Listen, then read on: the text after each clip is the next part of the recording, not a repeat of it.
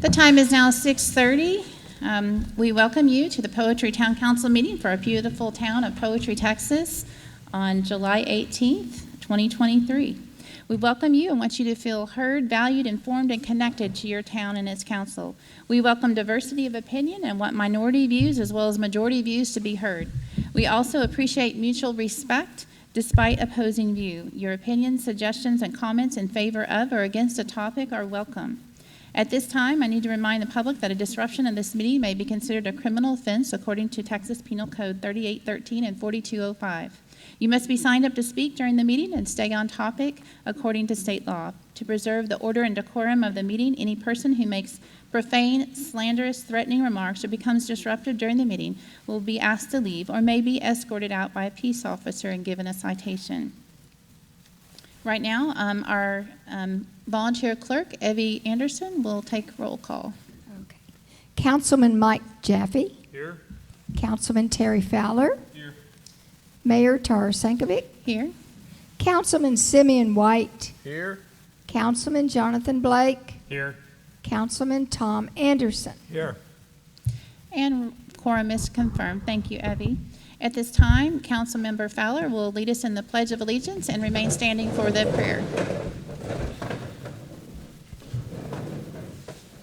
I pledge allegiance to the flag of the United States of America and to the republic for which it stands, one nation, under God, indivisible, with liberty and justice for all. If we can pray. Heavenly Father, we just thank you for this day, and we thank you for the members of this council and the mayor, Lord. We thank you for the citizens that's come. We just ask that you be here, be present with us, Lord. Watch over our meeting, Lord. We just pray for your wisdom, as your word says. If we ask that you'll give it, Lord. We just pray your wisdom over each and every one of us. Give us ears to hear, Lord, and just watch over us all as we return home tonight, Lord. We just ask that you pray your blessings over this town. We thank you for the rain and just ask that you just continue to pour your rain out on these farmers' fields. In Jesus' name, amen. More rain. Thank you, Terry.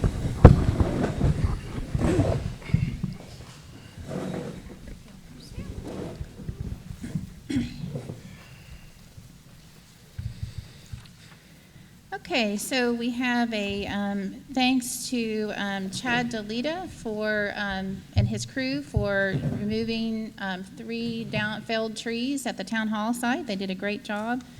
Thanks to John Simpson for donating his time to put sheetrock inside the new closet and for a reduced price and adding on the closet addition.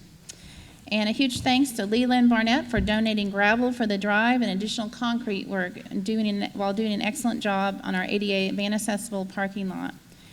He worked the gravel so it's very solid and will keep the area from being muddy after a rainstorm. So thank you so much for that, Leland. The town is soliciting for any grant writers available to please email at contact@poetrytexas.org if that's your area of expertise. We welcome you, and we could utilize your expertise on that. If you live in Kaufman County, we want to hear from our citizens. Anyone who believes they were adversely affected by the property ID split out in Kaufman County to please email with factual information regarding such to mayor.tara@poetrytexas.org. To solve any of the problems, we need factual information about any hardships this may have caused. Coy Johnson, the deputy appraiser of Kaufman County, has said it does not affect your property values as they group them together in what is called an economic unit when evaluating values. He just says it doesn't affect one's homestead or agriculture exemptions. However, there may be errors, and if so, then you can call him and talk to him. The town welcomes a newly approved solid waste vendor, Texas Contractor Roll-Offs, which can be reached at kpots@texascontractorrolloffs.com or 469-576-5162. They only service the large 15, 20, and 25-yard dumpsters. CRS was purchased on June 23rd by Card Recycling. The town has 4 approved solid waste vendors now: AWT, Card, Titan, and Texas Contractor Roll-Offs. Moving on to item G under reports, financial, the June end. We had beginning bank balance of $32,448.22. The ending balance at $43,163.54. We had card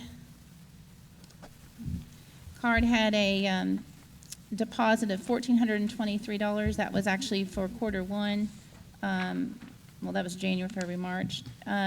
We did have the Texas Comptroller Sales and Use deposit of $6,432.63. We received some, as construction's going on, some return on supplies. Some of the builders we knew that would happen, that they estimated a little bit over so that they'd have more and wouldn't have to go back. And so we did get compensated for that, which is nice. We got Encore in. We had 2 permits that came in at $100 apiece. In our expenses, we bought some deposit slips and a new stamp with a new address for the town. Some building supplies in there. We had our internet charge. We did get the QuickBooks payroll, and that was $28.88. It was a little more than the advertised. I think they had a special that was $22, but it was something different, and so this was $28.88. We bought some stamps, and then of course you can see the checks paid out, our legal bill, the secretaries, lawn mowing, and our electric and water bill, and then of course our reimbursement to Faith Temple that we do each meeting. So is the cards Q1, is that a misprint, or they hadn't paid since the quarter? They, when they bought Reed, they were a little bit behind, so that was actually, and I'm not sure that is Q1. I'd have to ask Teresa on that. Okay. That is a good question. Because If it is, Q1 that's would be the still fall. Q2. Right, I'm not sure that's correct. I'd have to ask Teresa on that. Okay. Okay, so moving on to the quarter 3. So our fiscal year begins October 1st and runs through end of September. So we have end of June was our end of our third quarter. And so we're looking at our profit and loss, our budget versus actual. It looks like we're on revenue side of things, we're 81% on our franchise electric fees, and solid waste we're at about 84.5. So you would expect at this time of year it'd be at least 75%. So we're well above that. So that's good. The expenses we look at secretarial wages. We're at 61.6. So again, we're under that 75% mark. So and that's no surprise since we've not had a city secretary somewhat. So the one thing that I do want to clarify that I noticed on the newspaper publications, it looks as if the expense is $1401. I do want to clarify that with Deputy City Secretary Teresa. I'm not sure that I was kind of looking back. I'm going to go over that with her. So that's a big question mark in my mind. I'm not sure if there's a double entry or if that's actually the case. And she was rushing to do these on Thursday, so we didn't get a chance to talk about that as much. Legal fees, we had amended the legal fees, so that's currently at 83.1%. So we're right on target there. Let's see. Capital expenditure, 79.1%. We've been spending a little bit more to get that town hall done. Which one are you looking at, capital expenditures? Mm-hmm. I'm showing 105.8%. Well, when you look at that, that's not counting the donations. So we do count the donations in the total, but if you're not counting the donations, then yes, you would be 105.8%. The on road repairs, we're right at 80.9% on road repair and maintenance, and the total expense, we're at 66.4% for the Q3. So it is overall, it is under that 75%.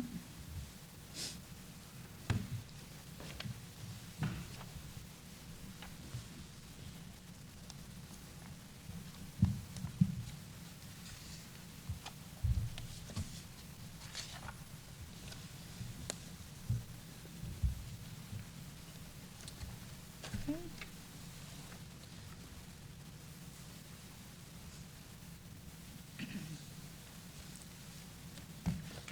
All right, so I guess moving on, we do have the Secretary's report, item 2 under reports, Secretary's report. Um, Deputy City Secretary Teresa wrote this up, and Evie's going to read that for us. Yes, Teresa would like to request to change the hours on Thursdays from 1 to 5 instead of 12 to 4 p.m. so that she may attend a rehab therapy class Thursday mornings. The newsletter went out in the mail later than usual on July 14th. As Deputy Secretary, I, being Teresa, am beginning to prepare and look forward to moving into the permanent town office, hopefully within 60 days or so. I am looking forward to the hire of a primary town secretary. Online applications are being reviewed. And then I've also had a request, if all of you, when you speak, to get very close, because it's hard for people to hear at the back of the room. Thank you. Thank you, Evie. Okay, so item number 3 on reports. Tom, do you want to go ahead? Tom has done quite a bit on the town hall progress, and so would you like to say anything, Tom? Well, I guess the only thing I'd say is, to me, that's significance is this next week, well, the next few days, we're planning to start on the ramp, the ADA ramp, which is the latest and probably the last big item we have. Other than that, most of them are pretty straightforward. And just for the council, I just made a copy of a sketch that I made of the ramp. It's not a defined drawing. It's only something that the contractor is going to be using, and then he's going to be putting in his own engineering techniques. But basically, this is what we're looking at now, is the ramp, the way the Leland poured the concrete is we only have one landing, and it's coming out of the door, and then it's a straight shot of 21 feet or 21-inch drop to the landing, the concrete landing, and then from there it's going to be primarily wood on the base and a metal railing of sorts on the sides. But Mr. Ross, who's going to be doing the work, Jacob Ross, he seems very knowledgeable of what ADA is needed and requirements are needed, and so we've met with him and gone over this, and so he's doing his own thing to make the techniques work, but he knows what he's doing. In my opinion, he's very qualified. Thank you, Tom. So we did, for those who haven't been here in a while, we, of course, the septic was installed and passed completion. We did have donations slotted for the ADA tile, or the tile in the ADA bathroom, so that's been completed, and it looks very nice. That's also in the packet, which is online. The mirror and the grab bars were installed, and so that is completed. So really the ADA, the concrete for the van accessible parking lot was completed. We do have a few other things. Now we did receive just yesterday a $75 donation. So before that we were like right under the $9.07 is what we had left on our budget. But with the $75 donation, it looks like we still have about 84 left. So we're trying to use every dollar sparingly, and we really appreciate all the folks who have chipped in to help with both monetary donations and time. So it's really been nice to see the community come together in that manner, and so it's coming along, and so hopefully we can, once the ADA rails and ramp are completed, we should be able to try and get that inspection and move in. And Tara, I guess we should mention Lisa and another lady spent a whole day there cleaning and sweeping and That's right. making the place They're- livable. That's right. Kareen Hansen and Yeah. Ray Hiragoyen and myself spent at least, 4 hours maybe cleaning the place up before the tile guy came in. And so, yeah, appreciate it. So Appreciate that. it looks much better. Thank you. It does, yeah. So, anyway, so it looks like we still have some solar, we're going to do some solar lighting that's required with the parking lot lease. And of course, with ADA, you want some lighting too, especially since our meeting is primarily at night. So, And the stripping for the parking lot. and the striping, yes, the striping can't happen until the concrete cures, and I think that's going to be mid-August, so. And he's going to have it'll be reflective and rubberized striping, so, in accordance to the requirements, the 11-foot parking for the ADA and accessible, and then 5-foot,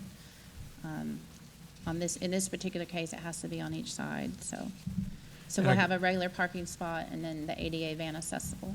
And I guess the other one is, there's a question of, because of our water usage, is if we had a leak. Clint called me today of Poetry Water, and he'd been out, I'd also been out and checked it, and there's no leak. And I walked it and looked at the meter, in turning, but Clint also said, nope, no leak. Okay. I was wondering why our bill was like almost $50, and it was because when they were doing the concrete, they had to use quite a bit of water, and then I think when the septic was also installed, there was quite a bit of water used, so I'm watching every dime there. So we also did have gutters. The gutters, to extend on the new part, it was just like $166, so that was part of that remaining that we were able to use. So the gutters go around the building now, except for right at the entrance, but that's all connected now. So, anyway, we're working hard to get it done. Okay, so moving on to consent agenda.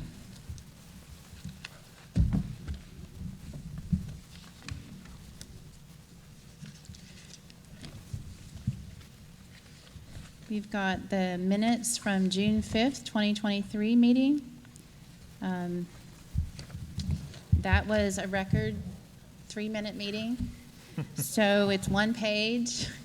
I think Miss Vincent, who typed our minutes for us, thank you, Sherry. Woohoo. She was very excited about that one.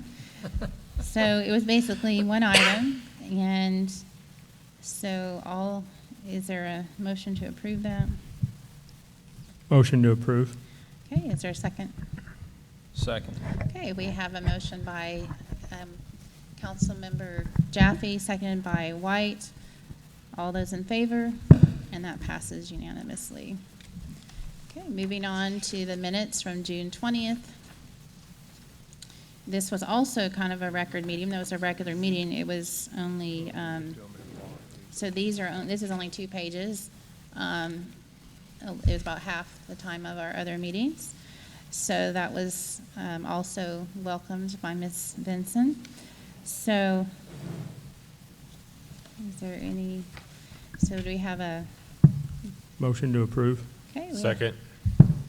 Okay, we have a motion by Jaffe, seconded by Blake, to approve the minutes from June 20th, 2023 meeting. All those in favor? And that passes unanimously. Tara, I just was going to ask, Teresa asked about our hours moving. Do we need to have a vote on that? That's at the end. It's on the agenda. It's on the agenda. Okay. Yeah. Okay, so on consent agenda, item 3, well, there's 2 twos, it means 3. 3, there's paying the June legal bill of only $245.01. So that was most welcome. So Well, motion to approve. Okay. Second. Okay, we have a motion by White, seconded by Anderson, to approve the June legal bill of $245.01. All those in favor? And that passes unanimously. Okay.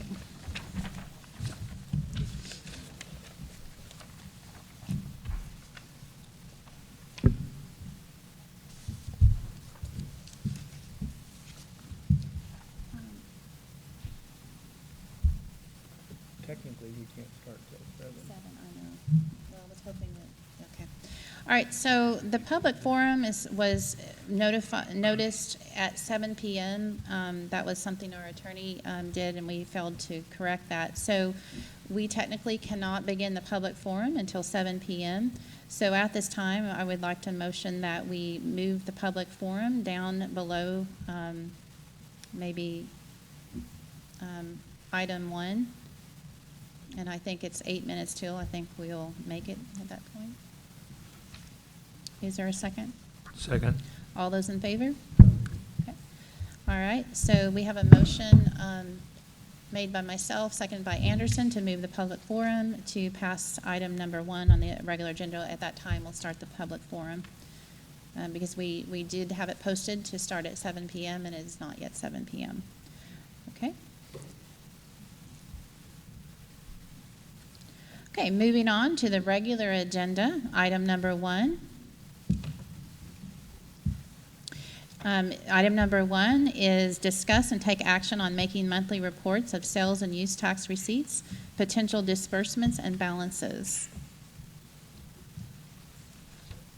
I guess I would say this was my item, and it's kind of a bookkeeping thing. I just feel pretty strongly, since we voted this in as a restricted item for expenditures, that we ought to keep the bookkeeping restricted so that it doesn't have money moving in and out of other accounts. And spoke with Teresa, and she, I believe, has already set it up in QuickBooks to act that way, so that everything in that sales and use tax cannot or should not be able to be moved back and forth between other accounts. It's a restricted account. So, and this is just for the record, I thought we ought to make sure everybody agreed and understood, and if there's anybody has a problem with that, well, they should be given a chance to state it. So on Thursday, I had Teresa, did you all get this? Was that, okay. I think she finished it up at the last minute there. It's basically showing, and we were kind of tweaking it, and as time goes on, we'll, I'm sure, tweak it some more, but we have on the left-hand side, sales and use tax revenue, Texas Comptroller allocation received May 23 was $392.28. I don't know, they had originally told us that we wouldn't receive a payment until the second Friday in June, but that was a little blip that they went ahead and gave us that income in May. June, the second week in June was $6,432.63. And then on Friday, which is the 14th, we also received that second Friday for July, we received $8,529.55. So thus far, it gives us a total of $15,354.46 from sales and use tax revenues. So that does match our budget amount for the year. So we were, guesstimating that we would receive before the fiscal year end at least $15,000. So we have made that amount thus far, and that's so I have not yet received the itemization of all that. I have requested that, but I have yet to receive that from the comptroller. Tara, can you repeat the numbers for me, please? So Yes. May was $392.28, Yes, sir. and then June was what? $6,432.63. Okay. And then this last Friday was $8,529.55. Thank you. So you have requested because that's my biggest concern is that they're overpaying us. Right. Well, I mean, But just no, I hear. this monthly payment, that means this town generated $568,000 in sales. I'm eager to see that as well. So I've filled out the 2-page paperwork for that, and I'm eager to see that as well. No, I hear you on that. So, but I have talked with other small towns, and you know, the Amazon sales and the eBay sales, the Walmart.com sales, we do get the sales and use tax revenue from that. So they have said that other small towns are receiving, around $5,000 a month just from some of that. So it adds up, apparently. But again, the comptroller said we won't know the whole picture for like an entire year. So we just won't know. But to Terry's point, I am eager to see their list. I want to make sure that, there isn't an error. You know, to Yeah. give it back. So, right. Well, and it isn't a chart of accounts. It is completely 100% of that must go to roads, and so that is, that's already slotted for that. It's not touched, so that is for our roads. So Tom, to restate your item, so you want to be included in our packet, a document that will capture all of this each month? Well, actually, Mike, I would like to see that, but on the other hand, I'd put it up for the council to see if anybody else would like it. I just think, just to be totally transparent, we need to see what is our balance, what came in, and then what's gone out, so we know where we're spending the money, because that's by law because of what we voted in last November, I believe. Mm-hmm. So I would like to see it in a summary form, not as, and I think that would show transparency. Sure, that'd be pretty easy, I think. Cerise indicated, yes, it'd be pretty easy. Pretty easy. Might just be an addendum on this. We could even, no, that's a good idea. We could just line item make it simple on the month-end report, possibly. That's a good idea, I think. All right, we have 2 citizens who signed up to speak for this one. Shelley Smith? Patrick Smith? Okay. Talk slow. Just got to take a really slow vote. Okay, so this is a first. All right, so is there any other discussion on that one? So when you receive the itemized, you'll share that with the Yeah. council? Because I'm like Terry, it's almost too good to be true. I'm fascinated to see where it's coming from. As far as I'm able to, yes. So like if I can get Secretary Teresa to send it out to each of you, and then, or even put it on the public forum, maybe, or I have to know the rules. I don't know the rules, and I think some of that is confidential, right? But as far as I can, according to the law, then I would love to share that. Sure. Well, I'm with Terry. I'd just like peace of mind that it's the right money coming from the right places and all of that. I mean, if it comes out that it's for some, landfill service fee or something, and we don't even have a landfill, then we're gonna know, wait a minute. Well, it's 2 parts. We have to build our budget off of it, one. But number 2, you remember Talty had the rug pulled out from underneath them on all the Amazon sales. They said at one point Texas was going to vote it down and all that. Well, that's where they generated all the revenue. So. Hey, Terry, could you I'm sorry. speak? Thank you. I was just saying it's 2-part. One, we need to make sure this number's right, because we're going to build our budget on it, future road repairs. And then number 2 is just remember if Talty had discussed it with one of y'all, I think. But anyways, that they were getting hundreds of thousands of dollars a year, but the legislature was talking about taking away the online sales portion. So it's just something we should. I mean, it all goes to roads. So at the end of the day, it's only going to improve our roads. But I just want to make sure that we're not over budgeting. If we have a big road project and then the rug gets drug out, we're in trouble. No, that's exactly right. We need to make sure that it embedded. So as soon as we get that report, I was kind of hoping that we would have it by this Friday, but that didn't happen. So as soon as I get it, and as soon as I'm able to, whatever I'm able to release legally, then I'd be happy to do so. Okay. It is now 7 o'clock. It's 7. Okay. Okay, so now we will begin our public forum. So as it was duly notified in the newspaper, the public forum is discuss and take action on a voluntary annexation of Lori and Andy Bass property. This is at their request.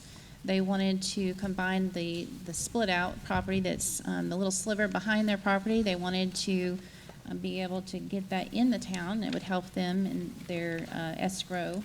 So they, at their request, and they have signed the paperwork.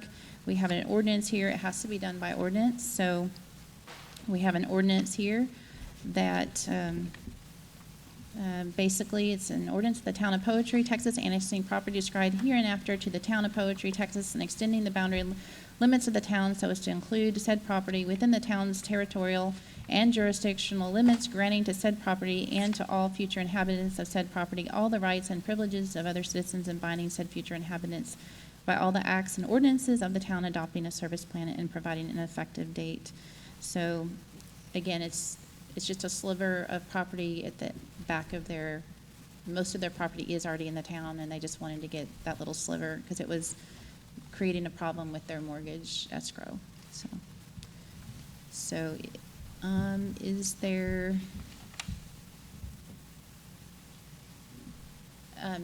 we have Patrick Smith. Did you want to speak to that? Okay, Shelley Smith.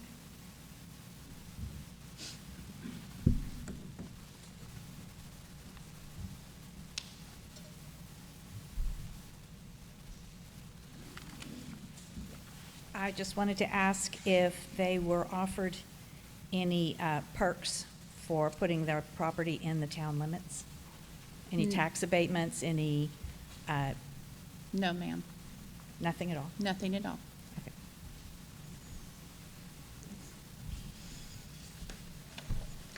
Okay, any other discussion?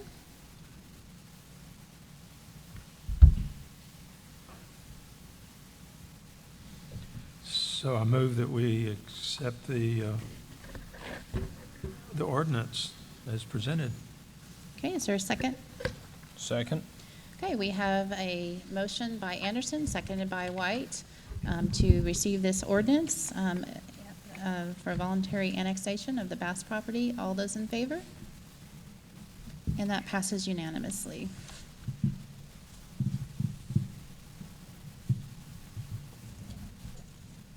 They'll be happy to hear that. Okay. Returning to the regular agenda then, to item number 2.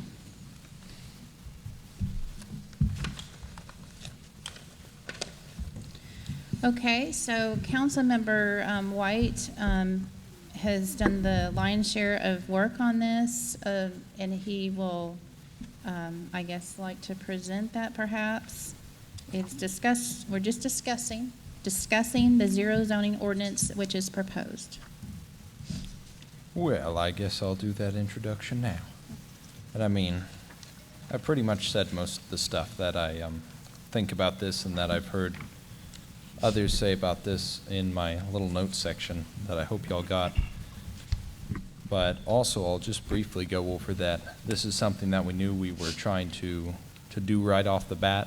Most of the people who ran for council our first term tried to make it a priority of ours to make sure that developers didn't split our land up smaller than 2 acres, because there's a lot of development around here, like D.R. Horton coming in. So we were trying to do something super simple with zoning then, but unfortunately it just took a lot of work. We made a little subcommittee of some 7 people or so, and that number fluctuated. And we were at it for like 18 months or so. It was a long, long time, and we met every Wednesday for a good while. A lot of great work put into it. We've got a couple of the people here, like Mr. Mike and Mr. Chad. They were in here for a long time, Mr. Kevin.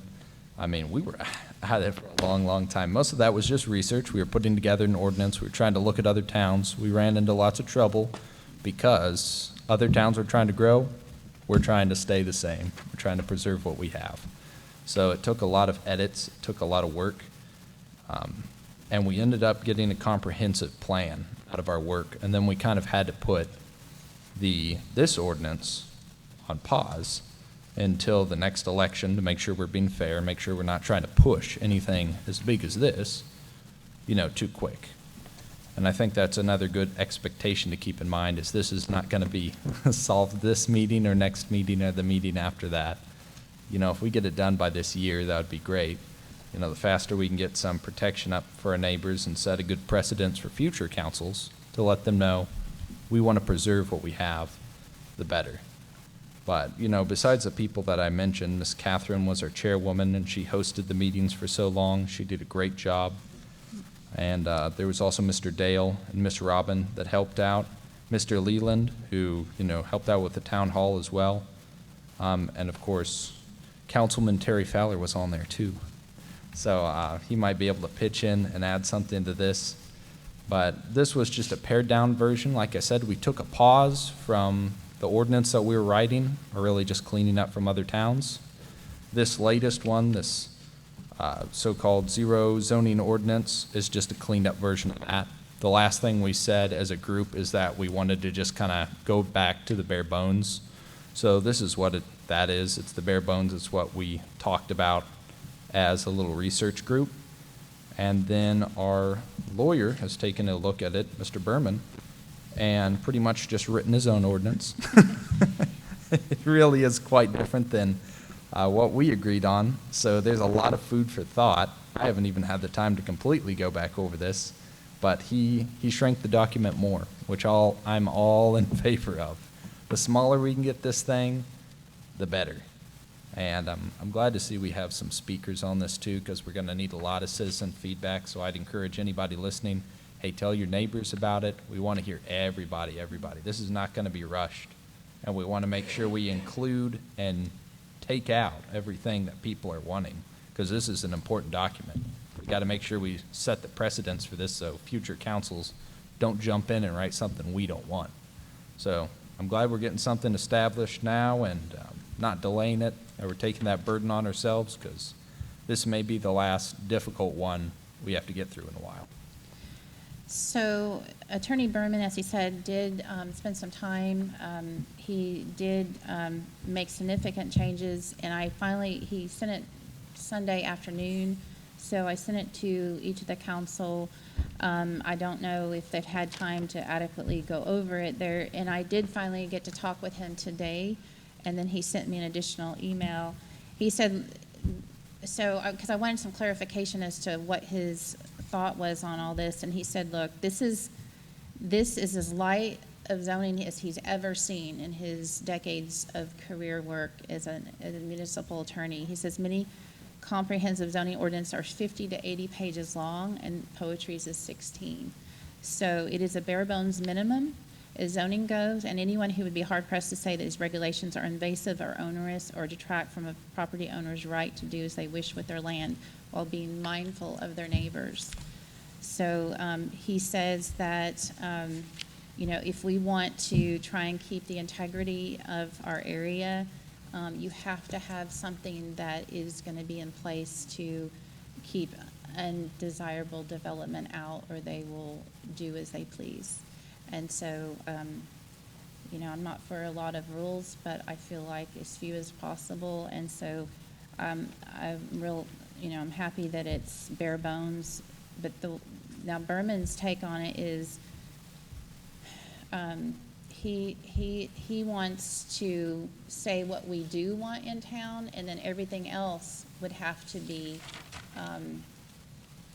open to the SUP. Okay, the special use permit, because otherwise, he says, you open the town up to litigation. If you say, hey, we don't want a sexually based business in town, then they could sue you. Or if you say we don't want battery storage, solar operation in town, then they could sue you. He says if you have it fair like this, where you say, hey, this is what we want in town, and then everything else is fair game. I mean, you have to go before the council, and then they decide whether they want to permit you or not. So you say what you do want in town, and then everything else would have to go, and so that way the council can decide and that would be open to the people too. Okay, do we, as a community, do we want X, Y, Z in town? Does this fit the rural atmosphere of our town? And so that, he's kind of going at it from a different angle, because he's been around when Sunnyvale, he mentioned Sunnyvale, he said, you know, they had the same idea of trying to keep it country. They ended up having to spend millions of dollars in lawsuits. The state sided with them, but then the federal sided against them, and that was for the high-density, I think apartment complexes or something. But, so anyway, that's kind of where he's coming at in a nutshell. And he says this is the, you know, so I think we have a desk copy of what he presented, and again, it was, like I said, only Sunday afternoon. He did, change it up quite a bit. So basically, he included, is there someone else who wants to kind of read? Do you have a copy of that? Do you want to kind of read through that? I have the copy, but Tara, the one question I wanted to ask is, you know, we had this issue come up of the solar farms, which you just mentioned. This, I don't see anything in here that mentions that solar farms would have to come before planning and zoning, or wind farms or anything like that. In other words, is that an exception that would have to be brought before us? Because I don't see it mentioned. Well, I think in Simeon White's plan, I think there was something for that, for the battery storage. In Mr. Berman's addition, or rendition, he flipped it. So everything that's allowed is listed, and then everything that's not allowed, so that way it's universal, and then you're not discriminating, supposedly you're not discriminating. So if someone wanted to come into town to do that kind of thing, then they would have to get permission from the council. The trouble with that, and the reason that we as a research group had it a different way originally, is because you can't just deny for any reason. You have to have a provable reason to deny an SUP. Somebody comes in with a sexually oriented business, we have to have a legal reason to deny them. Something that we can point to in the health, welfare, or safety of our citizens. And if it's not included in here that we don't allow it in any of our zones, it does run a risk of us going, how do we justify not allowing this? So that's the thing that I had, that I was really most worried whenever I saw his rendition, is it kind of leaves that door open to anything not included, but it's true that there is litigation whenever you don't allow it anywhere. So And it's I think, a tough line. I think, so Caddo Mills is what you based a lot of that off of, right? So they obviously the core. passed it. But, you know, I don't know. Any other thoughts from council on that? So, Simeon, do we have any sense if we were to implement, let's just pretend for a moment we implemented this, you know, at some point in the near future, and let's pretend we didn't grandfather anybody, how much of poetry would have to change? I mean, how many houses would have to be torn down? How many trailers would have to be drug off? How many fences? Okay. So that's kind of can- the core of can my see this. hope in, well, I mean, maybe you can Yeah. jump in too. Yeah. The core of this document for me is to make sure that everyone's grandfathered anyways, but I don't want that to be the hope and the prayer, and if anything happens, if a trailer burns down, then they have to rebuild it different because poetry enacted some big city rules. I don't want that. I want everything in this document to be completely congruent and to be the same as what we're doing right now. I mean, if we could turn back time, that'd be great, but it would be unfair to landowners now that have things that, you know, maybe aren't as rural as we'd like them to be. You know, we can't disallow that use at this point because they own land and poetry, so we've got to accept that too. But anything that's in poetry right now, we want to make sure, at least if I have my way, this ordinance includes them. So I did ask Mr. Berman, our attorney, that very thing. So he said that if anything is started before the effective date of the ordinance, they can continue without asking for a zoning change or a special use permit. So as long as the town has fair notice of any project or some kind of permit was asked for, the project can continue under the old law or the lack thereof, it will still apply. There's a chapter in the Local Government Code, Chapter 245, and a published judicial opinion that he handled, and it lost on appeal, Talty versus Hartzell, and he says that they say so. So it, in essence, they're grandfather claused in if they're already here prior to this being But enacted in. I would like to emphasize that we shouldn't rely too much on that grandfather clause, because again, if anything happens, if a building burns down or even is partially injured, to repair that, you have to make sure it's up to whatever county or city zoning there is. So we want to make sure that we're not the ones putting restrictions on people that they have to upgrade from whatever they had. We want this to be congruent with our way of life now, even if they're grandfathered. Maybe I heard Mike's question wrong, but if not, it raises my question. He said if we wasn't to grandfather, we know we have to.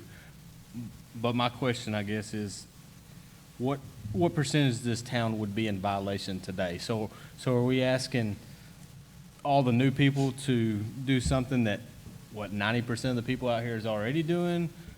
Maybe that wasn't what you was asking. Well, another way to ask it is, are there any things existing in poetry today that we would like to not happen going forward, right? Things that we don't think are okay. I don't know. I'm just trying, this is gonna, I just have this feeling this is gonna cramp somebody's style. I don't know if it's gonna be mine or yours or somebody Well, else's, but I will- anytime you do something like zoning, it's Yeah. gonna upset somebody, right? It's not a win for everybody, it's a win for Well, some and a loss for I don't know others. that you're going to make everyone, 100% of people happy ever, all the time. But I will say, there was an incident, or a recent incident, I have never received so many complaints as what happened on the corner of 986 and 1565 recently. So, I mean, The- to date. The trailer, the single wide? There's a double wide, and then there's a single wide in the back of the property, and then there was another single wide put in diagonally. I have received so many complaints, so many phone calls, complaints on that. And so to date, that was probably the number one item that I've had complaint on. I mean, So- that's even surpassing the roads, so.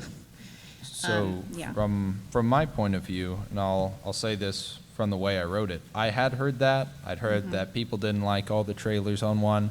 I also heard that people had some complaints about, somebody wanted us to put covers on the lights of our pools. And then somebody was complaining about something else. I forget what it is. But I've heard like a few things. This document, I didn't include anything like that, honestly, because one of the biggest reasons that I am sitting on this council and volunteered for it is because I was kicked out of Terrell for their crazy restrictive zonings on businesses. And I wanted to make sure nothing like that happened here.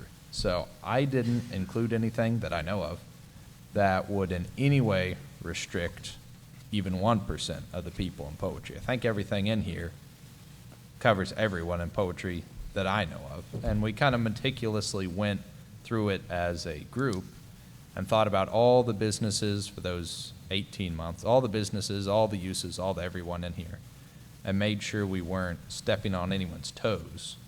And that's one of the reasons it took so long. There could be gaps, and I hope that's where, everybody on the council, everybody in the audience steps up and go, well, we're doing this, and this is against the ordinance. Maybe we missed something. Maybe the wording's not very clear. I hope we'll be able to fill in those gaps. But it was intended that 100% of the people have the same uses. You mentioned something earlier about the two different versions, and maybe because we served on the same committee, but to your point, we specifically left some of these, or he specifically left some of these blank because it means we don't agree with having them in our town, just like sexually oriented business, sewer plants and all that. And I don't know where that research came from, and maybe Mike Griffin can tell us or somebody on the board, but somewhere in the research that was the way that you guaranteed you didn't have it. Is specifically saying we don't allow it. Now, if you miss something, that's what could be filed for. So say we miss sexually oriented businesses and commonly referred to as SOBs. But if we didn't put that on there and someone filed for a permit, we wouldn't have any legal standings to deny them. So I'm not questioning Berman. Obviously, he's the authority having jurisdiction on the law, but I would question that to ask him, because either we got recommendations from the state or somebody, but they said specifically putting them on here and leaving them blank means we didn't allow them. That way, if someone filed for it, we can say, no, it's not allowed. So if we didn't think of everything that was That's negative, the then problem. that's the problem. And that's why is- you've seen that Yeah. last list that was so long. This one's been carved down a lot. That last list was 2 pages maybe. So, but it's a good question to ask, because to his point, what grounds do we have to stand on at any point besides personal preference?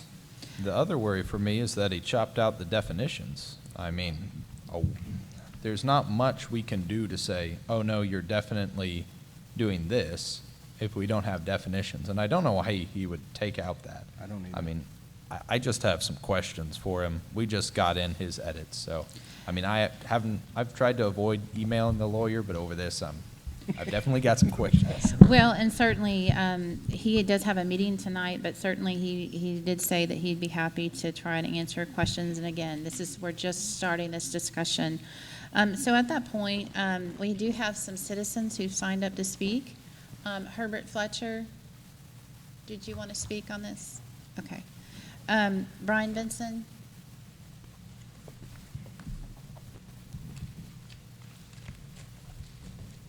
There, Brian Benson, 5937 County Road 323.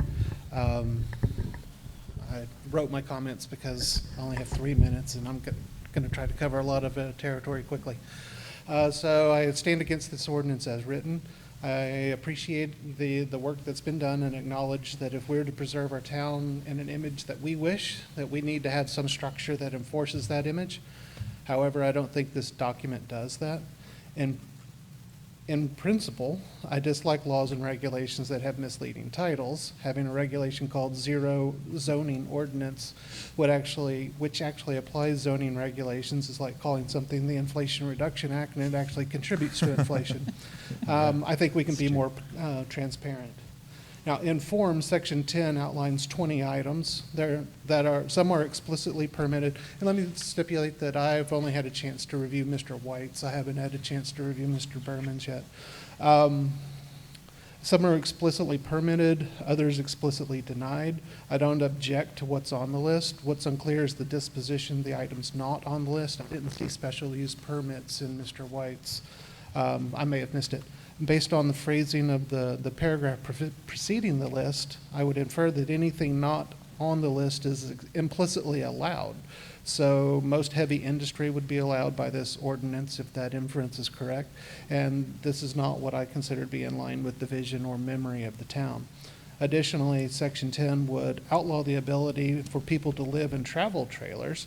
I know several people who live in travel trailers in our town, and I'm not ready to tell them that they have to conform to my norms or give up their dreams of living in poetry, especially since this document would still allow people to live in a cardboard box or tent as written.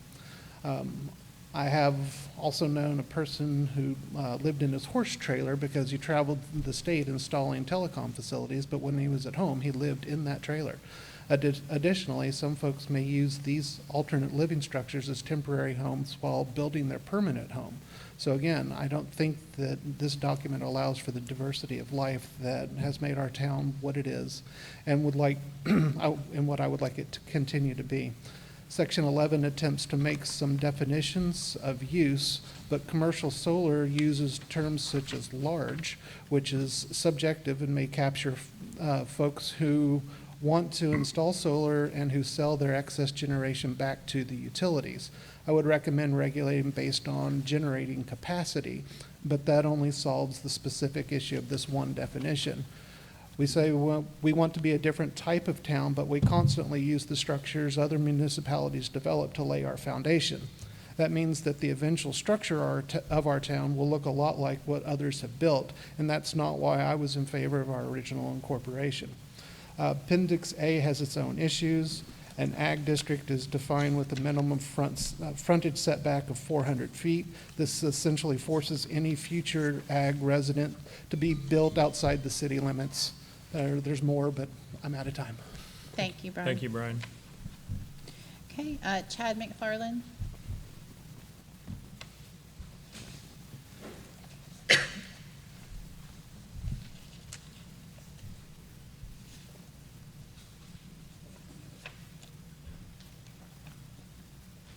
Chad McFarland, 19850 FM 986. For the record, I'm against any kind of zoning ordinance because the only thing you're going to accomplish is regulating my front yard while my backyard is outside of city limits. The zoning authority does not extend beyond city limits. Any zoning ordinance is also going to have a disproportionate effect on those citizens who live on smaller lots that do not extend beyond town limits. Their entire lot is going to be encompassed by these restrictions, where those with larger lots who have a majority of their lot outside the town limits are not covered by these restrictions.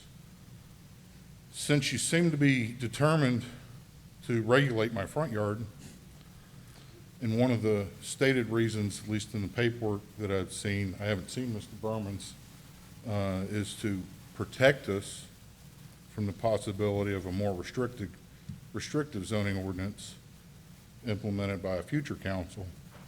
I feel it's important then to include the language from Chapter 211 of the Texas Government Code that spells out how citizens can protest changes to the zoning ordinance in the future. I would say that you should go a step further and spell out in as layman terms as possible the process that a citizen would have to follow to protest any future zoning changes.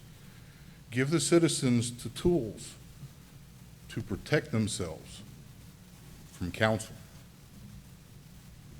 Amen. Chad. Thank you, Chad. Yeah. Okay, Shelley Smith.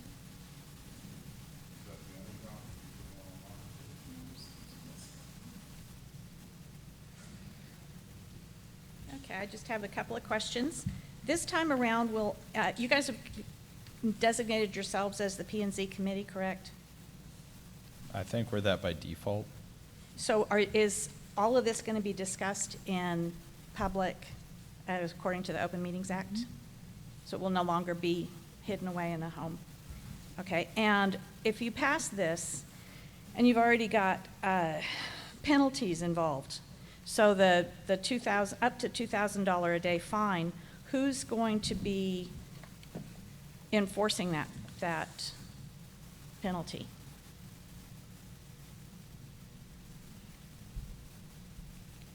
I don't know. Oh, and by the way, I would say that was something I really wanted to change, but it was something that the research group added in, so I didn't feel the liberty to take that out of there without discussion of council. Okay. And who's going to go around and check for code violations? Oftentimes that falls to an engineer or the city secretary in smaller towns. Okay. And the part about salvage yards, revisit the definition of that, because under the definition that you've got there, I have a salvage yard in my yard. As an artist, I collect scrap metal. I use it for things. I buy it from people. When I don't need it, I resell it. It meets that definition. So, there you go. Thanks, Shelley. Thank Thank you, you. Shelley. Okay, Louis Cernock. May I approach the council with some pictures? Yes, you may. Mr. Jackson, would you pass one picture at a time down and let the council look at those? I will. I'd really like to have those pictures back. I'm Louis Cernock. Council, I don't want you telling me how many cows I can have out here, how many pigs, how many chickens or roosters, but I want to tell you something. A half a mile or mile down the road, 20 years ago, there was a pig farm, and you could smell the stench to here whenever the wind blew this direction. I don't want my next door neighbor to be able to put 50 or 100 fighting roosters next door to me. I want some restrictions to stop that, so I don't have to wake up at 3:30 in the morning and listen to roosters every morning crowing. I think that you're walking too softly on these zoning ordinances that you're talking about. I had a farm leased between me and my dad for 50 years. There was let me back up a little. You're not going to stop development. It's coming this way. one of the farms that I lease up here toward Terrell has already allowed Terrell to annex part of them. So they were able to stop a windmill farm type deal just outside of our jurisdiction up here. We were fixing to have that in our back door. It will still happen, but they will be able to control it because of what they're doing. Pardon me for looking nervous, because I really am. We had this 300 acres.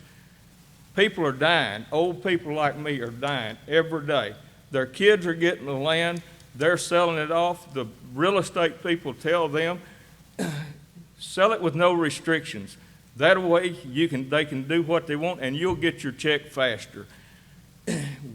That farm that I talk about, we had for nearly 50 years between me and my dad. Children inherited it. Next thing you know, it's sold for a large amount of money. Next thing you know, it's sold for over double that money. I thought for sure there would be some of the prettiest houses built in that area that you'd ever see for the money that it brought. Money doesn't matter. People have money, and they can put in anything they want. The pictures that you look at right there are pictures whenever I was a part-time missionary in Mexico. I went there many years. The place I'm talking about, if you went down the road and looked, you would see something close to what is right there in Mexico. It's not there yet, or it's not there, but it was. One house was there, a tiny house, and a man moved into it when they subdivided this property. When I went over to work on my fence, he had lived there for 6 months, and he was using the trees there by my property for a bathroom. Another house that's not in the jurisdiction there, they moved in, and it was a trailer house, and they lived there for 2 years, and I'm pretty sure and I'm not for certain, but I am pretty sure without electricity, water, or sewer at all.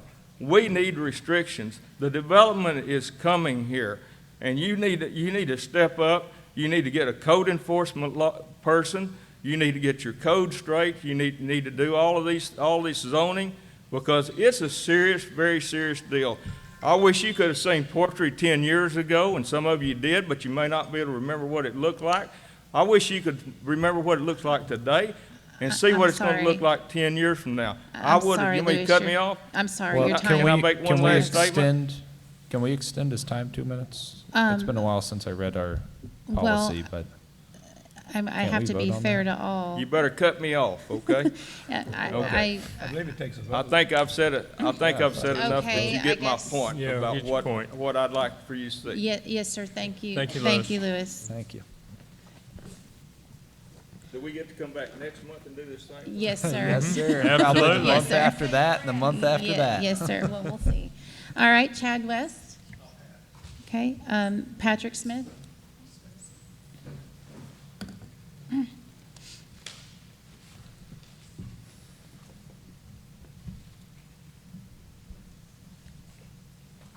Okay, I'll try to go as quick as I can to try to keep this as short as possible.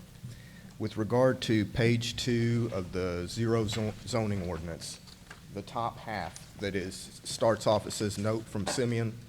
Would it be fair to say that this is information that you have personal knowledge of based on your work on the P&Z subcommittee and as a town council member, and that the information contained in these paragraphs on the top half of page 2 are accurate?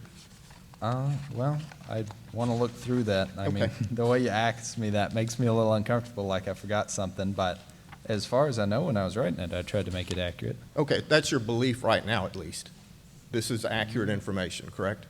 Okay, so you need to direct your questions to myself. That is in our, Okay, I disagree Okay. with your interpretation of the decorum rules. Has that been amended recently? no, sir. Okay. So are you not going to answer that now, or? So this is not an interrogation process, so I'm going to ask you to rephrase what you're saying. I'm a citizen. I'm not interrogating anybody. I'm a citizen asking a council member who put a note that was published to the citizens, is this information, based on your knowledge and to the best of your belief, is it accurate? Mm-hmm. Okay. Yes, And sir. that was an mm-hmm as in yes. Yes, sir. Okay, that's all I got. Thank you very much. Okay, thank you. All right, Mike Griffin?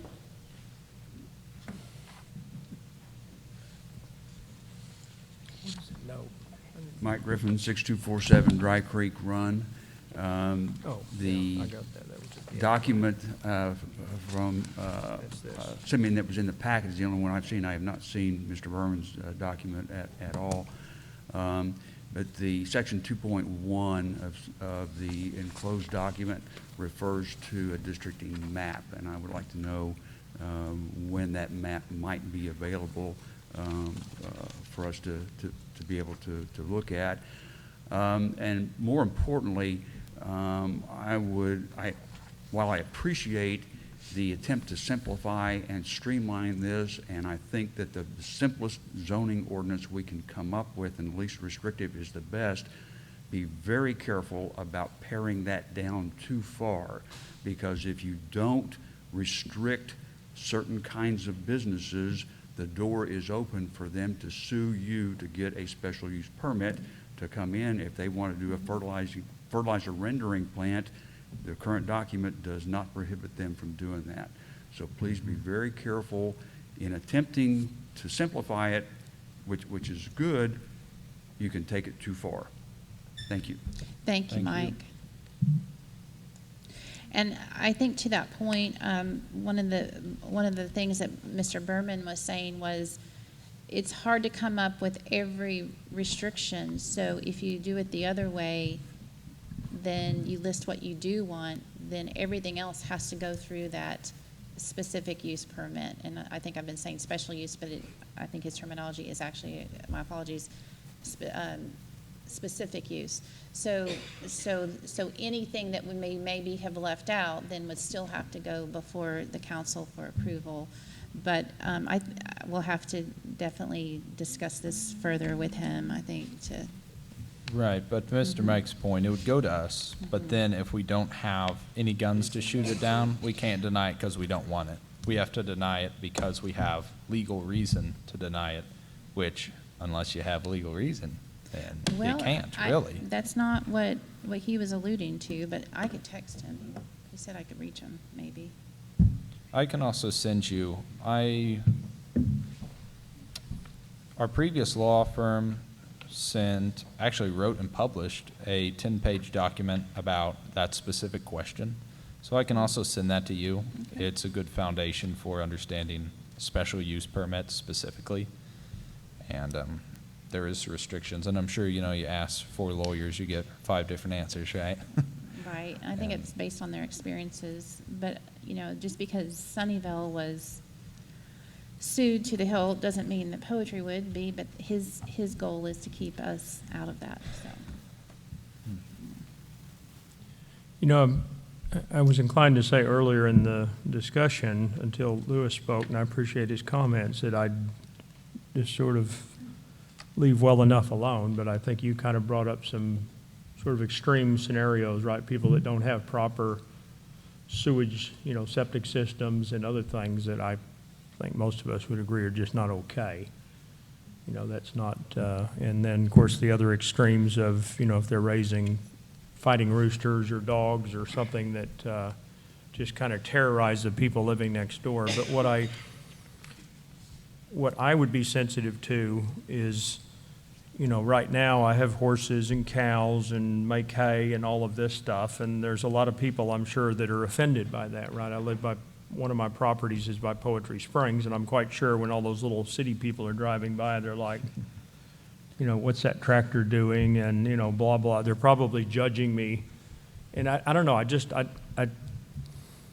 I'm struggling to figure out how we're going to come up with something that allows the broadest cross-section of us to kind of continue life as we know it without starting to shut down things. I just think this is a slippery slope. And I'm not saying we don't need zoning. I agree with Lewis's comment. We need some things, but I don't know. I hate getting caught in my own trap.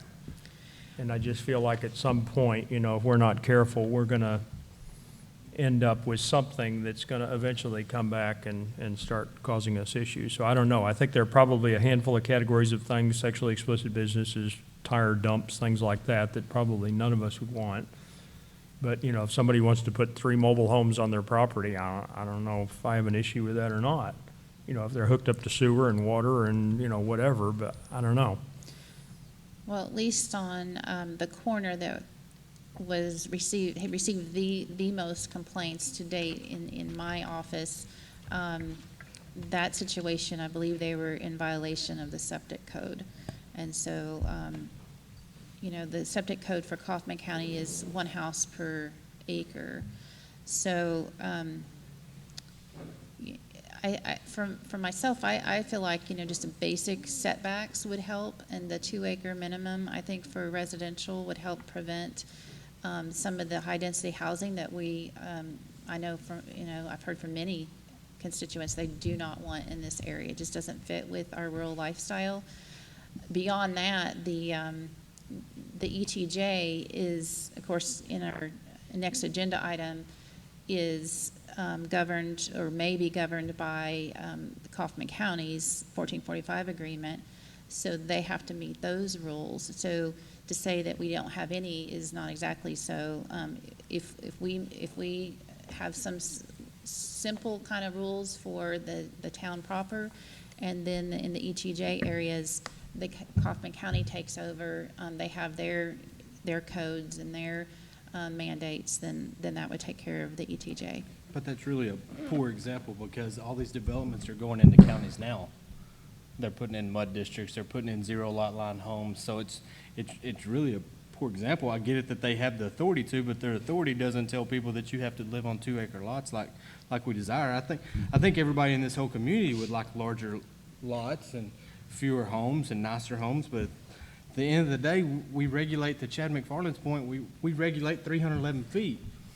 I sympathize with you 100%. I see it going downhill too, Lewis, but at 312 feet, they can put 75 Manny Rooster houses, and we wouldn't have any authority over that 312 feet. Now, we could stop them from putting them inside, and I think there's some things that we need to work on, but this interlocal agreement with Kaufman County is not going to regulate that. Yeah, Well, they continue on raising that. roosters is illegal anyway, so. Is it? Well, No, it's I not. mean, an awful it's lot not. of people Well, do it for it to be gaming. illegal. Well, they don't game here. They raise the roosters here and they Yeah. travel out of state, so Well. they can still raise the roosters here legally. Oh, yes, I mean, we see it around the place. But I mean, there is that delicate balance, and I mean, to continue what you were saying, Terry, I mean, we can't do a lot. We want to be careful with what we do. There's things that we need to watch out for, like we need to make sure that, you know, that $2,000 a day thing, I think that needs to be changed, to Miss Shelley's point. Or, you know, the definitions for travel trailer, I straight up missed that. I'm glad Brian pointed that out. That needs to be changed. We got to make sure that salvage yard is changed. I mean, those probably won't matter because apparently your lawyer doesn't like any definitions. So he can probably just take those out. But I mean, to Mr. Lewis's point, we do need this, but, you know, we're restricted. We only got the 350 feet.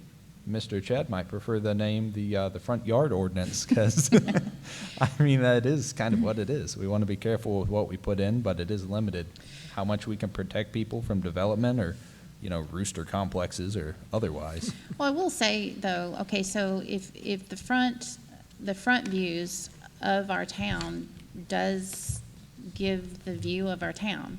So even if someone has something behind a fence or behind a row of trees, you know, still what is in plain sight would still be somewhat, you know, hopefully to everyone's liking and standards that, because we have, I will tell you, we have an influx of people from all over the world that I've seen in our community that have very different standards than what the majority of poetry is accustomed to. So, you know, it's happening, and so I don't know, you know, the complete answer, but it's happening. And so, like he's saying, these are people that don't mind not having septic, or don't mind not having electricity. They'll rough it out, and these are some basic sanitation issues as well. But that's a 50 or 60-page document. Nothing in this document fixes any of those problems. The setbacks could Okay, but it doesn't absolutely. fix electric, water, sewer. Nothing in here fixes those problems. The document that I think you would be in favor for is one of those 60-page documents that specifies every little thing this town can do and can't do. Well, actually, the Kaufman County septic ordinance would require them to have that. That's for health and safety. So there's some of this the state already has, we don't have to go into. Well, I think some things should be added in there. I mean, we might want to look at something for sewage or for otherwise, even if just to reinstate that we are in favor of that. We probably do need to add a couple things to this document. We don't want it to get bigger. I really like Mr. Chad's suggestion of putting the Well, I mean, if House you Citizens wanna look at Protest in shanty here. towns, Like, right, that's you just great. wanna- Think there's a few things we could add. I guess I would make a motion, what we need to do, in my opinion, is we need to readdress this with Mr. Berman here, because there are legal issues which we're guessing at, as non-lawyers, and he has reasons for saying what he said. And by the way, I think you did a real good job, and I think Mr. Berman, I understand what he said, but I don't know why and what's behind it. And I think a lot of the questions raised here would be best raised with Mr. Berman present. Speaking of him, he just emailed or texted back. He says, because my question to him was, what is our legal recourse if the council doesn't want to adopt a specific use permit? He says, we adopt whatever the council wants to adopt. The SUP is our safety valve. So we really need him here in the next meeting, in my opinion, when we discuss this item. Well, I think, okay, so the next meeting we have scheduled is August 10th. Well, the next meeting It's a we Thursday, and he actually is free on Thursdays, so that's a good, so What's we the could next actually. meeting where we discuss this? I would like to hear his, and I think a lot of people would benefit from that. And we would Yeah. have time to distribute that, maybe put his plan, versus. Yeah. And digest a lot more and think about what our citizens have said, and maybe there's more that couldn't be here, And we're good to post Berman's rendition on the public forum. I just want to make sure everybody has access to that. yes, so, Right? Okay. I'll so, post that. you can do that? Okay, thank you, Simeon. All right, so that's all of our comments, and again, this was just discussion, on that, in open forum, so everyone has, and again, we'll be talking this over, and I don't think we're gonna please everybody, but hopefully, we can address some needed things for our area. Okay. Number 3, discuss and take action on the 1445 agreement. So this was something that Attorney Berman and this has already been approved by Kaufman County, and our attorney has looked at it. And the reason it's called the 1445 agreement, it is an interlocal cooperation agreement that's entered into in accordance with the provisions of the Interlocal Cooperation Act, Chapter 791, and the Texas Local Government Code as amended by the House Bill 1445.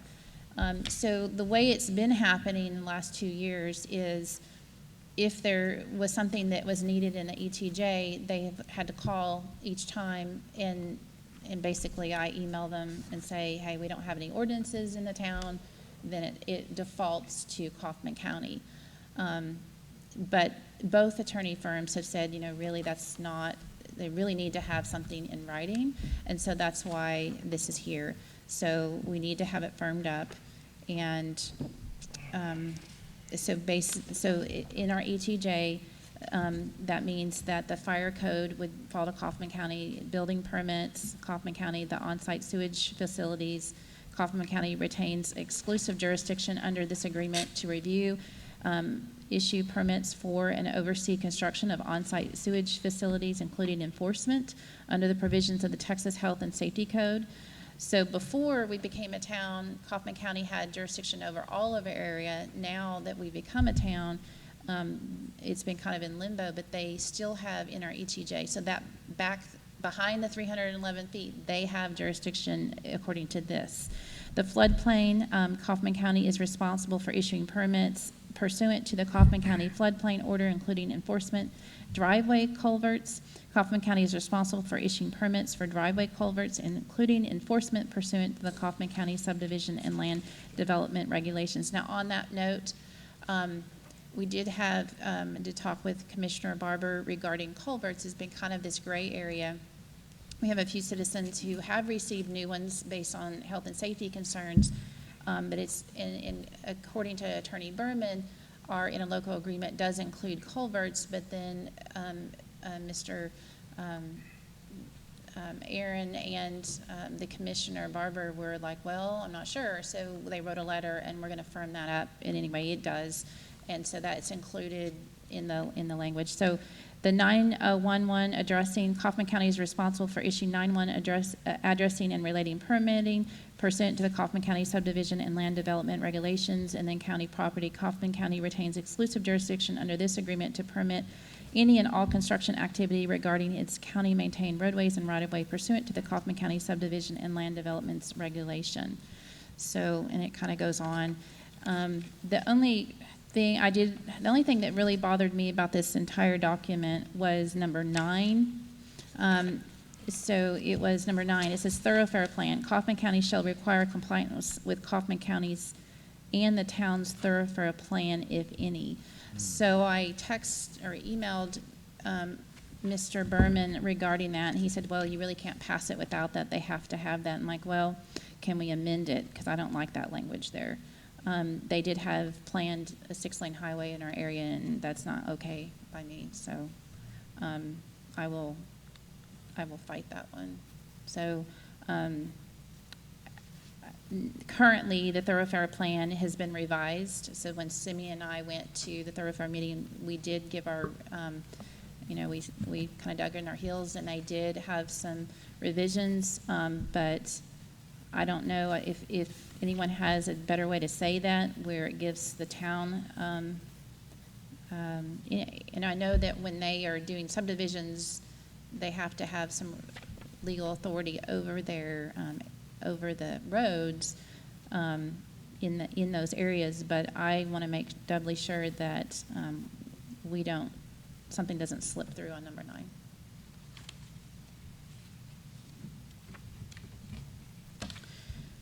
Okay, we have some citizens who want to speak. Herbert Fletcher.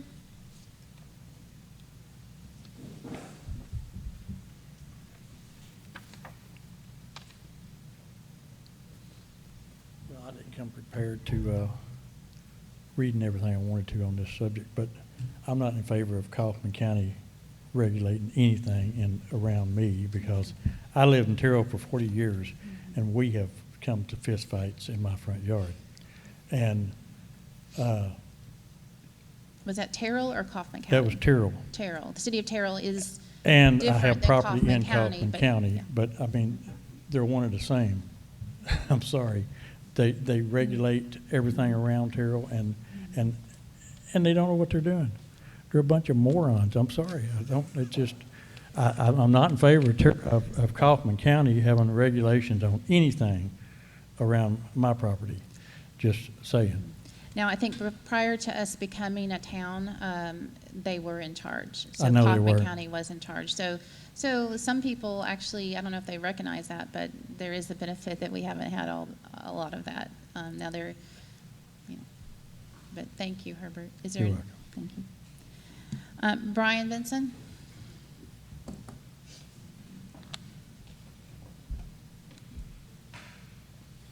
Hi there, Brian Vinson, 5937 County Road 323.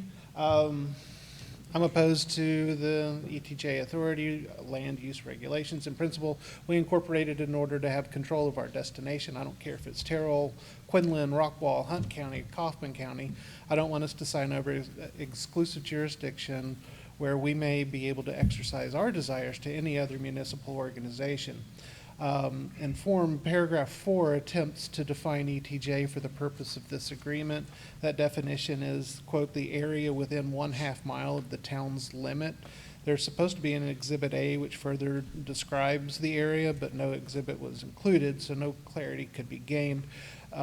Areas within the town limit are also within 1/2 mile of the town's limit and should be explicitly stated as excluded from this agreement. Paragraph 5 states that the town shall continue to be granted exclusive jurisdiction as specified in paragraph 2 above. Paragraph 2 outlines the county's jurisdiction does not specify any jurisdiction for the town. So paragraph 5, in relation to the expanded ETJ, could be interpreted to mean that the town has no authority in its expanded ETJ.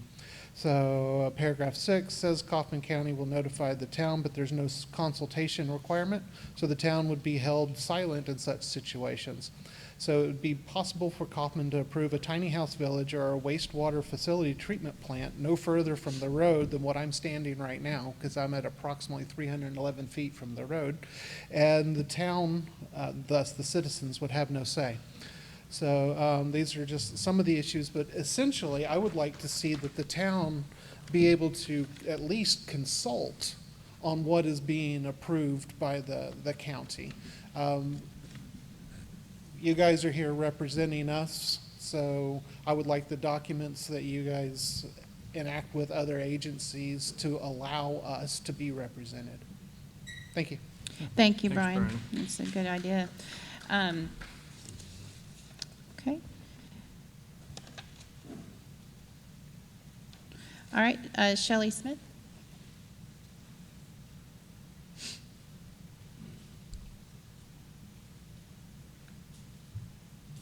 Is there going to be a similar interlocal agreement with Hunt County?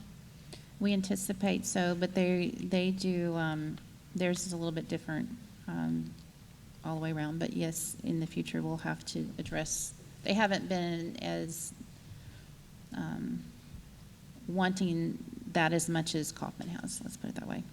Should we wait until Hunt County presents their thing and then do it all at once? Because No. otherwise, you're singling out No. Kaufman County. No. Unless somebody has moved, No. 5 of the 6 of you live in Hunt County. So 5 of the 6 of you are now going to make rules for the residents in Kaufman County. They each have their own commission, their commissioners' courts is handled completely separately. So no, we can't really do that. Why not? Because if there's 2 different entities, they handle things very differently. Interesting. Is Poetry planning to meet or exceed Kaufman County's most stringent road specifications? That's off topic. No, ma'am, it's not. It's in there. Look It for does it. have wording It's in there. It's like that. That this agreement, Okay, can you specify where you're referring to? Section 8. Section 8, okay. this agreement says that in the ETJ, if somebody wants to build something, they must meet or exceed Kaufman County's road specifications. That's, Is that going to be held to the same standard? I mean, is Poetry going to be held to the same standard, or only new subdivisions? well, they have a subdivision ordinance. We don't have that, and it takes a lot of work to develop one. So we don't have that, and I don't anticipate it happening anytime this year. Who wrote this agreement? This is something that Attorney Berman with the Kaufman County, well, it's mainly our attorney, but then Kaufman County did, Deborah Bonner did approve it, so. So Kaufman County does know about this already. Yes, they had to approve it before we brought it here. So, So the Section 8 thing, so they already have in place, they've been around for decades, they already have in place a subdivision ordinance. And so that's part of that. but Poetry's going to be passing this. Poetry doesn't have a subdivision ordinance. We have no method or, Your signature will be on it, correct? well, that's yet to be determined. Okay, Patrick Smith.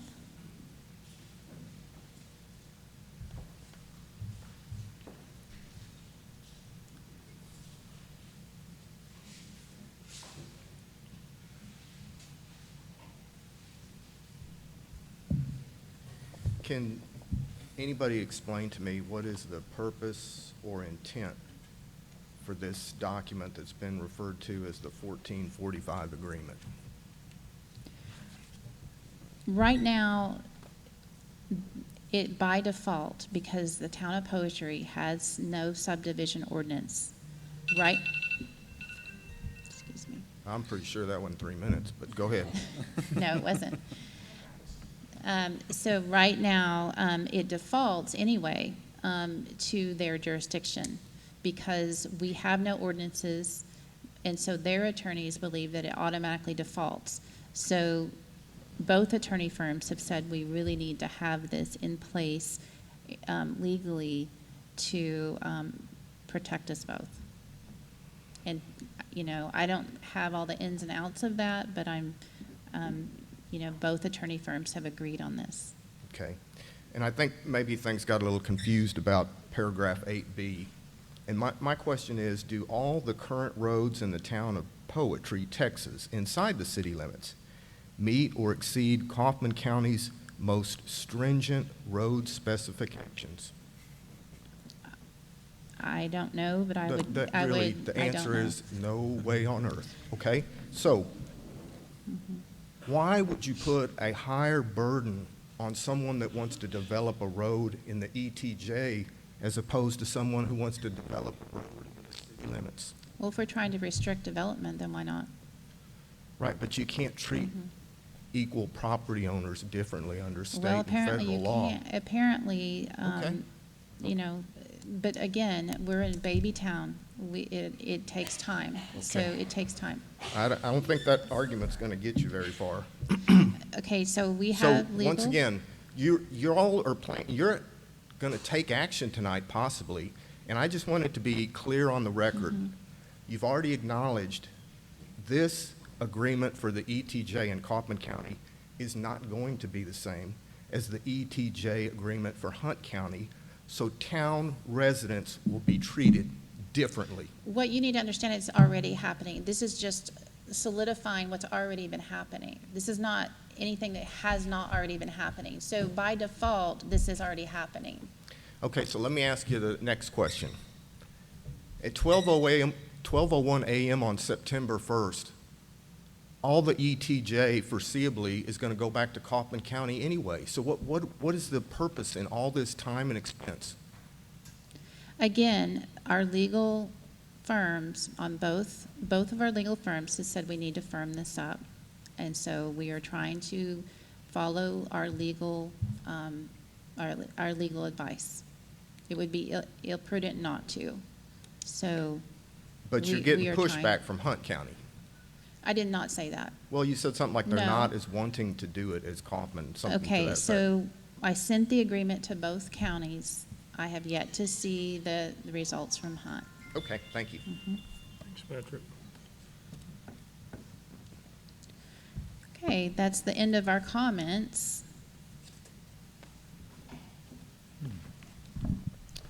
So, Tara, to restate, and you kind of said this earlier, so what happens if, so we're getting advice from Kaufman's attorney and our attorney that we need to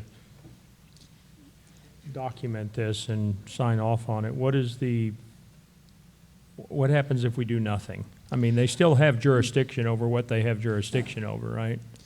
So the way it has been working, it would default to the way it has been working. The way it has been working is kind of this gray area, and because the town of Poetry does not have our own ordinances, now this is what one of the attorneys said, I'm not sure it was Deborah Bonner, it may have been, she said, you know, because the town of Poetry doesn't have even one ordinance, by default, it defaults to all of this is already happening.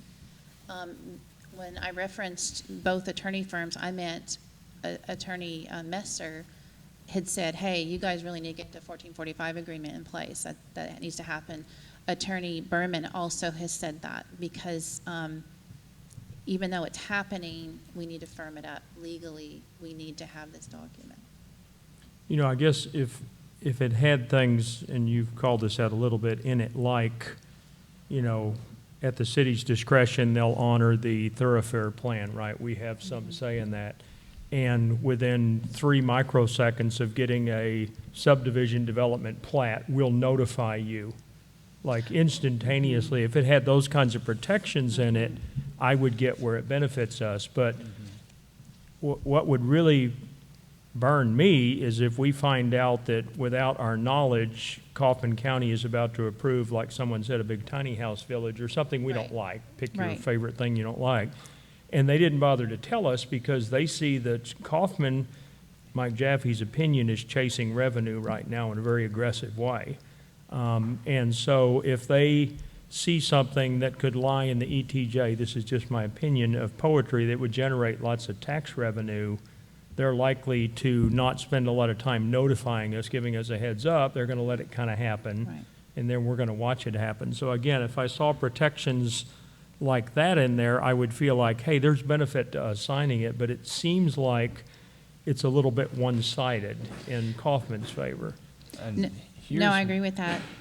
Here's one of the things for me, though, is that I don't know if I could approve this even if I liked it, which I have some concerns about it, as citizens have mentioned, but without Exhibit A, which I didn't get, I don't know if anybody else did, I don't have the whole document, and I'm not going to approve a document that I don't have. I mean, I don't think that'd be very prudent. I'd also like to see that 2-year agreement, if we pass this, with cleaning up.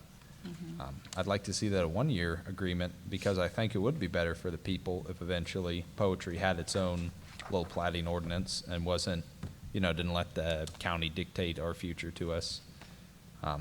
And if that happens to be sooner than 2 years, I don't want us restricted. And did you say earlier, Tara, that you didn't feel like maybe based on Berman's feedback that we had liberty to make changes to this? On the thoroughfare number 9, but I didn't feel comfortable with the way it's written. And I think in the very first summer, I did see some of this, but I didn't feel comfortable at the time. But I didn't know 2 years down the road that we wouldn't already have a subdivision ordinance. It does take a lot of time and money to do that, because I actually was hopeful that we could accomplish something like that. But it's a lot of legal time and money to do such a thing. But I kind of like Mr. Vinson's idea of, maybe we could join with them on some of that, because we just don't have the infrastructure, and I don't know that we want the infrastructure in place to do a lot of this. So, Yeah, so it says, under the plat thing, it says Kaufman County shall notify town of the approval of plats for property located in town's ETJ within Kaufman County. A copy of the approved plat of any engineering plan shall be sent to the town at the address set out in section 12 within 30 days of Kaufman County's approval. Well, they're going to, after notice of approval is given, Kaufman County shall assign addresses to each lot. But I get the sense they're going to tell us after it's a done deal, and then we're going to. right. The way it has been working now is I actually get an email saying, hey, there's something happening here on this lot. What's the town stance on it? And then I have to reply, the town of Poetry has no ordinances, and then it defaults. Now, Hunt County asks for permission, so I do get notification, and there hasn't been a lot, but I do get notification. So, but again, we don't have the officers to do the permits. We don't have a culvert. We don't have a public works department. I mean, there's a lot we don't have. So, but I think this could be modified, perhaps, to your point, that Well, I guess I just not- wonder if we're better off just to go with the default rather than to stipulate specifically. I feel like we're sort of arming the other side a little bit. 2 years ago, I did have this put across my desk, and I kind of felt that same way. Hey, I want to see how this plays out. And so even though I think it was Attorney Patricia had said, you need to really get this in place, and I kind of just Well, and I'm wasn't not real saying. excited about it, but I'm not saying Kaufman, they're all bad people, but they have their agenda. Town of Poetry has its agenda. They are not the same. And so I'm for deviating here again, as we have for our first 2 years of life, kind of from the norm, and maybe taking some risk that, I mean, they're going to do what they do out in the ETJ anyway. We don't have any ability to stop that. But I don't know, there's just something about writing it down and saying, when we give you these additional rights, that just seems a little weird. Well, look, I think this is another one of those that we need Mr. Berman here, because we keep alluding to, Mr. Berman said we need this, but none of us can speak for him. We're not the lawyers. If he's going to be here for a meeting or to talk about zero zoning ordinance or whatever we call it, I think we need to do, as Simeon said, also have the attachment A, but we need to let Mr. Berman answer some of these questions rather than us guess at them. He's the lawyer, not So- us. And the good time to do it, in my opinion, would be when he's here to talk about the zero zoning ordinance. Okay, I agree.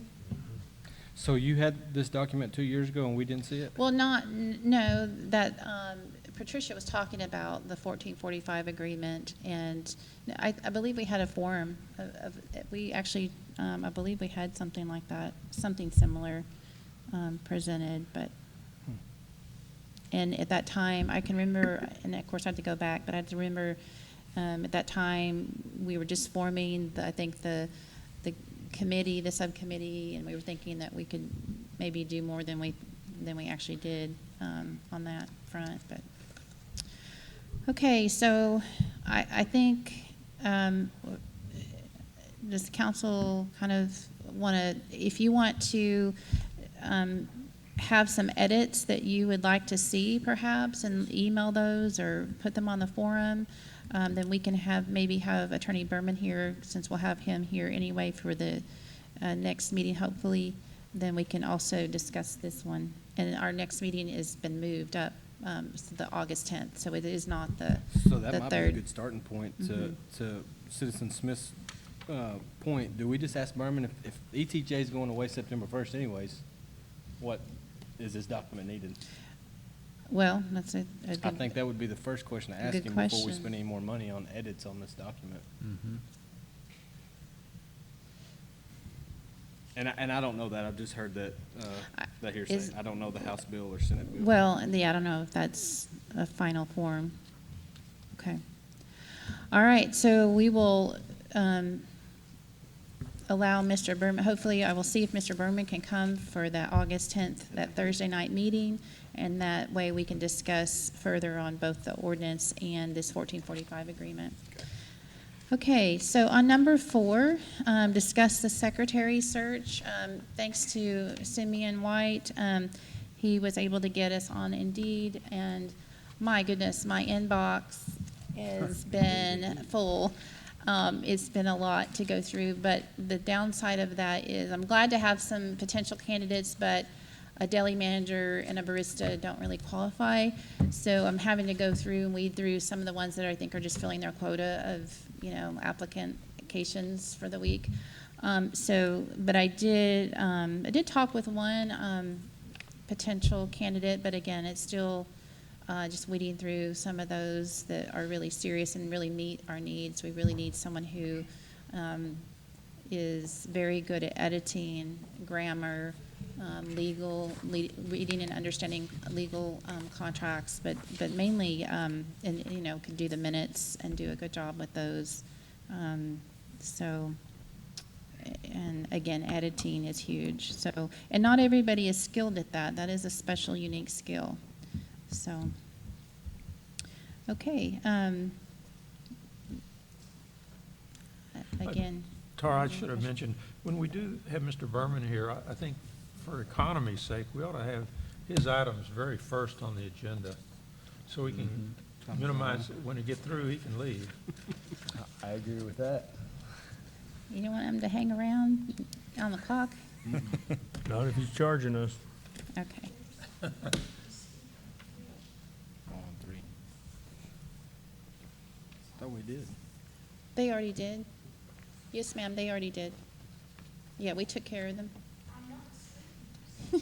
Yeah, Brian, Fletcher. So on the secretary, I didn't have any, on the secretary issue, I didn't have anybody sign up, but, so anyway, it takes time to go through those. Right now, a lot of my time has been trying to wear that construction hat for the town hall. Because, going on to number 5, discuss and take action on Deputy City Secretary Teresa's request to amend office hours to Thursdays 1 to 5 to allow her to take a needed morning therapy class and to flex with occasional extra hours up to the allotted 15 hours per week until the secretary vacancy is filled. So frankly, with all the construction going on, I don't have a lot of time to train someone right now anyway. Teresa has been feeling really good lately. I'm glad to see it. So she's asked if, hey, there's some minutes that need to be, updated. We're missing some minutes online. She wants to be able to have time to go through those. So she's asked if she can just come in and flex a little bit, because we don't have that primary city secretary position, so there's 10 hours a week there that you know, are potentially available, and so I want to make sure that council, or just check with the council on that to see if you're good with that. Yeah, I make a motion, we accept this offer to move their Okay. time. Second? Okay, we have a motion by Anderson, seconded by Councilmember Jaffe, to accept this request to move the office hours Thursdays 1 to 5 p.m. and allow some flex time for Deputy City Secretary Teresa to kind of fill in some of the hours needed. All those in favor? And that passes unanimously. Okay.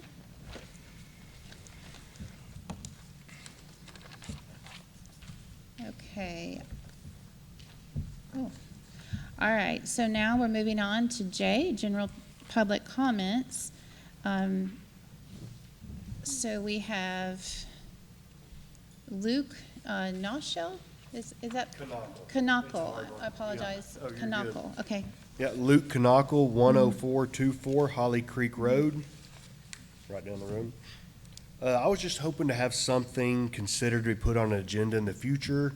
Since I live on a private road but pay franchise fees and everything else, I feel like the city should help us with our road. We're willing to work with them, but it's kind of odd to be paying for something for everybody else in the city and not getting anything in return. Yeah, that's it. Thank y'all. Thank you, Luke. So Thank Holly you. Creek Road is considered a private road, and so it is arguably one of the worst in the town. Well, we did just spend $14,000, so it's better than it was. Oh, okay, Yeah. awesome, okay. I didn't know, I'll have to go take a drive. Yep. All right, Chad McFarland? Okay, Shelley Smith?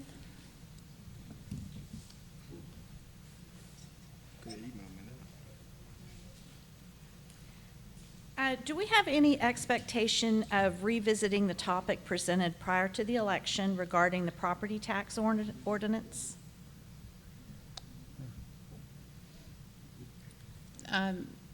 Possibly, yes. Mhm. It was left that more research would be done, and it would be back on the agenda. Yes, ma'am. When do you think that's coming back?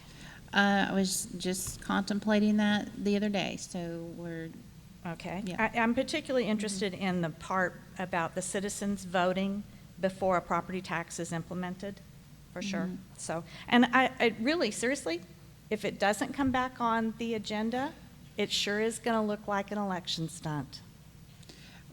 well, that property tax ordinance is, I don't know how much teeth it actually has, but yes, we did say we were going to try and do a workshop. It's just a matter of time. Right now, I'm hard and heavy with construction, so it's You've honest- already, you spent 45 minutes at one meeting and 15 minutes at another one, so a whole hour has been spent on it. Mhm. And I know we're all very concerned about how much time we spend here. So I would just hate to see yet another thing get tabled to never be brought up again. We kind of have a lot of those. Thank you, Shelley. Jim Cook?